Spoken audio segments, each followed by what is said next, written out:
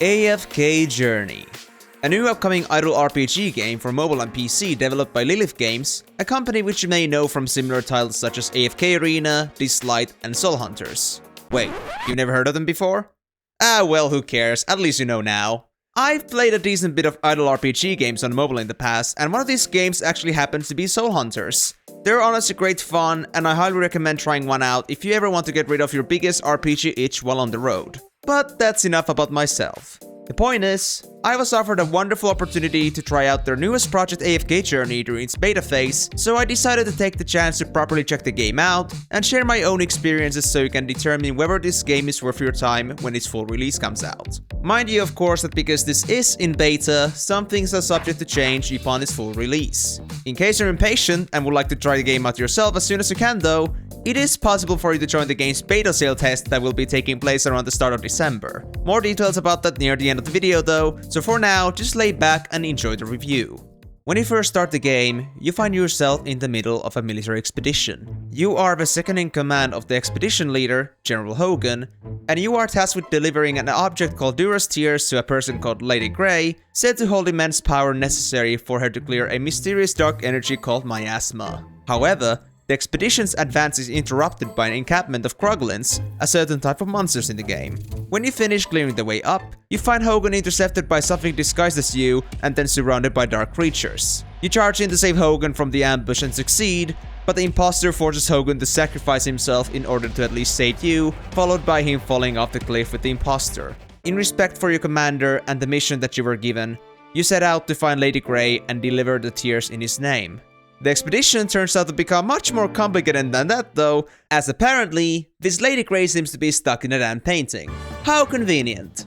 And so, in order to deliver the Dura's Tears to who they rightfully belong to and restore balance in the world, you're spending the rest of your life searching for shining pieces of canvas instead, while being followed around by a bunch of speaking hamsters. Jeez, what was in that tea? But well, that pretty much sums up the whole story for now. I'll leave the rest for you to discover in case you want to give the game a shot yourself. But never mind the story, what about the gameplay? You came here to find an answer to your thirst for RPGs, not consume soap. Take that however you like. AFK Journey is a strategic team fighting game, which you might be familiar with from various other idle RPGs and games from Lilith. You fight in teams of 5, which can consist of any of the characters you've unlocked, and you place them on a hexagonal grid. Characters have 6 role subcategories and varying sets of skills, which offers some insight on what the characters are good for. In general though, you'll at least want 1 tank, 1 support, and some damage characters of your choosing on the field for a balanced lineup. Once you unlock more characters though, the creative freedom is in your hands. I'll explain about unlocking characters a bit later. On top of the subcategories, another thing you'll want to pay attention to is the character's faction. There are 4 different factions in the game, and they mostly have some kind of impact against one another. Each faction has a faction that they're strong and weak against, as well as a neutral one, making a certain lineup not always suitable in every scenario. Focusing on a certain faction can be advantageous though, as having multiple characters from the same faction on the field will grant a synergy bonus, which gives a major boost to everyone's stats. There's also different artifacts that you unlock over the course of the game, giving various passive effects that you can use to turn the battle in your favor. You can use one of your available artifacts at a time. In brief, there's a lot of considerations to make when building a team for each encounter, from individual characters to faction effects, so usually trying out a bunch of different approaches can bring even unexpected results. On top of strategic combat though, the game's also got plenty more to offer to you. This is called AFK Journey after all, so instead of just having a 2D hub with a bunch of clickables to feed your ADHD, there's an actual adventure that you get to follow. Combat is initiated through enemies that you poke around with in the world, along with strategic challenges and tougher fights which can grant you some bonus rewards. Along your journey you will also find various collectibles, dialogue and side quests, puzzles, pieces of lore and places to explore, and you can interact with and help other players around you. Or just ignore them completely, feed on their desperation. There's even guilds that you can join for some shared benefits and to participate in guild activities. Progression in the game is based on maps that are split into several areas, and in order to reach a new area, you'll have to face a wall of miasma blocking your way. These encounters consist of 3 different fights that you'll have to clear if you want to move on, the saving grace being that you don't have to beat all of them at once in order to pass through. These fights do get tougher further down the game though, and eventually you will reach a point where getting through the miasma won't be as much of a walk in the park. In the event you find yourself hitting your head on a wall with a stage that you can't clear, this is where the pleasant experience of idle RPGs comes in. When you can't beat it, you wait it. The AFK stage system provides you with a specific amount of resources on a daily basis, which allows you to constantly upgrade your characters when given enough time, so you can eventually make up for your lack of power or skill. You can grind these AFK stages to improve the amount of rewards that you get passively in order to make further upgrades easier to get.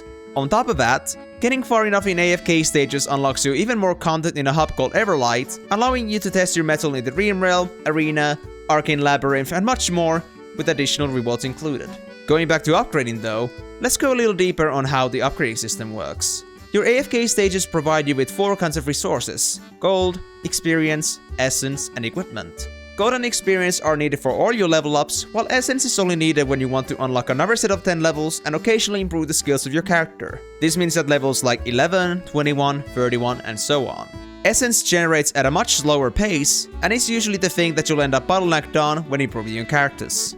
This, however, is where things turn a little bit different.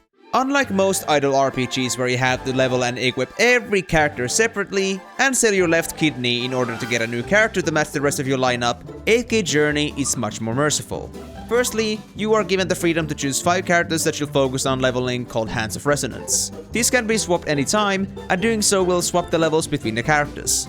This is because your entire team's base level is determined by the weakest member in your Hands of Resonance, and this is called the Resonance level. For example, if your strongest character in Hands of Resonance is level 40, and the weakest is level 31, the rest of your team would also be level 31. And as long as you keep raising the minimum level in your Hands of Resonance, your team will grow with them. In a similar fashion, Hands of Resonance can't grow too far apart from their team either. The maximum possible gap between Hands of Resonance is only 10 levels, so there isn't much room for overpowering a character to dominate the battlefield. Instead, coming up with different strategies against your opponents takes more priority. A similar shared system is also implemented for equipment. Instead of applying different pieces of gear to every character that you have, equipment that you loot is separated by the role subcategories that I mentioned earlier. If it's an upgrade, you can replace an old gear piece with it, and then that piece will be worn by every character that is under that role subcategory. Overall, I find this system really convenient, as this also prevents the power creep involving team building that I used to struggle with, and leaving more room for considering multiple strategies rather than limiting yourself to a few key characters. If you've encountered the same issue with the other idle RPG games that you might have played, then I can assure you, AFK Journey is going to be a breath of fresh air. Or well, that's what I would say if things were really that simple. As is the case with just about any game, the primary goal is to make a profitable business. So despite all of these merciful mechanics, how do they make money out of their players? Let me point out the elephant in the room. AFK Journey is a gacha game. And in case you're not aware what this means, your progression is tied to an infinite loop of playing the lottery, and not just consistent effort and grinding. There's still one more mechanic to character progression, and that's the tier system. Much alike to Genshin Impact, your characters come in 2 different rarity colors, purple and gold, which are also referred to as Elite and Epic. These tiers determine the maximum level of your character and overall how powerful they are. However, their tier can also be improved through ascending, and that's done through soul sigils and faction icons. But well, how do you get these, you may wonder? From invite letters. Dozens and dozens of invite letters. Invite letters are the primary system for acquiring more characters in your roster and improving your squad. You may either open invite letters individually or in stacks of 10, and when opening invite letters, they may contain one of the available characters or some faction icons. When you obtain a character that you already have, you are rewarded with the character's soul sigil instead, which again is used as an ingredient to ascend that character. Faction icons are occasionally used in ascending too, and that's when you'll want to have a bunch in your pockets. As the name implies, these acorns represent different factions, and for example you'll need 50 acorns of that specific faction in order to perform an ascension to the legendary tier. There also exist epic invite letters, which instead contain omni acorns which can be used in lieu with other acorns to make up for any faction acorns you might be missing. Epic invites also have a much better chance of getting you an epic character than regular invites do, but naturally these are much harder to come by. Overall though, you'll be finding so much more acorns than actual characters from your invites that you're gonna eventually curse that they exist in the first place. Couldn't let you progress too fast though, could we? Needless to say, this is where the game really cashes out. Invite letters are found by simply playing the game, but they can also be bought with diamonds, a finite resource that you can obtain by simply playing the game, but only in quantities that won't get you far. You can accelerate the process by buying more diamonds and other bundled deals in the trolley, which is basically the game's cash shop. You can cash out on diamonds in infinite amounts, keep buying more invite letters, or even buy some of their bundle deals in order to get your hands on precious epic invites. The catch is that there's literally no way to obtain additional epic invites than what the game gives you even with diamonds unless you buy one of their value packs with cash directly. This can make obtaining epic characters a little difficult if you're not interested in spending, but luckily there are some additional systems in place to help with that. Instead of having to play with your luck against the whole roster of characters, you get to specify a wishlist for ones that you'd like to obtain. You get to select 2 epic and elite characters of each faction that you're interested in, increasing the odds that you'll find what you're looking for, along with a breakdown of chances for each of the options to appear upon invitation. With epic invites, you get to wishlist 5 different characters that you want, and upon pulling enough, you're guaranteed to get one of those 5 options. You are sure to strike gold eventually. There's also the Emporium, AFK Journey's currency shop, which allows you to spend different kinds of currencies that you get from simply playing the game to buy yourself soul sigils and other goodies for a set price. Usually the grind for these currencies is pretty slow, and you don't get to choose between all the characters, but it's definitely better than nothing and can help with obtaining a specific character that you've simply had no luck with obtaining. In my case, I was unlucky to find Hewin at all despite having it in my wishlist for so long, but I was eventually able to just buy her with arena coins. Now I hope that I can obtain more of her soul sigils in order to ascend her and make her healing even better than it already is. So there you have it. The fruits of my labor after spending a few weeks exploring the game a little better. At the end of the day though, what is my final opinion about AFK Journey? Firstly, let's talk about the actual content. I think overall AFK Journey is a really diverse game with lots of stuff to do and certainly doesn't leave you bored, but there's still some issues that I find with the game by design choice. I understand that AFK Journey was made with the chill and relaxing aspect in mind, but the exploration part of the game was honestly handled quite poorly. While it's much more engaging than just having one flat screen that you can maybe drag around a bit to look at, it leaves much to desire. The treasure, for example, that you can find around the map becomes insignificant pretty quickly. With my main account reaching closer to an average party level of 100, and a single level priced at over 100,000 EXP and nearly 2,000 essence, looting just a couple thousand EXP or a few pieces of essence from the ground feels, a little underwhelming. I could probably get more stuff out of my AFK rewards in the time I finish the new area that I just unlocked. And not only the treasure, but also the puzzles that you find in the game are mind-numbingly simple. Even a 5-year-old could solve them, and the overall exploration experience ends up feeling pretty shallow in my opinion. To top it all off, while the story is actually quite decent, the problem stems from how much you actually have to wait in order to progress with the story. I understand that Lilith wants to encourage his players to spend, but for free gameplay you might be stuck for days, perhaps even weeks, in front of a wall of miasma before you can actually progress, and by that time you've already forgotten what the story was about, or simply lost interest. And when you do pass through, you'll just breeze through the new area in a couple hours and then the waiting game begins anew. And while we're on the topic of spending, of course I had to point out that the game is in fact pay to win.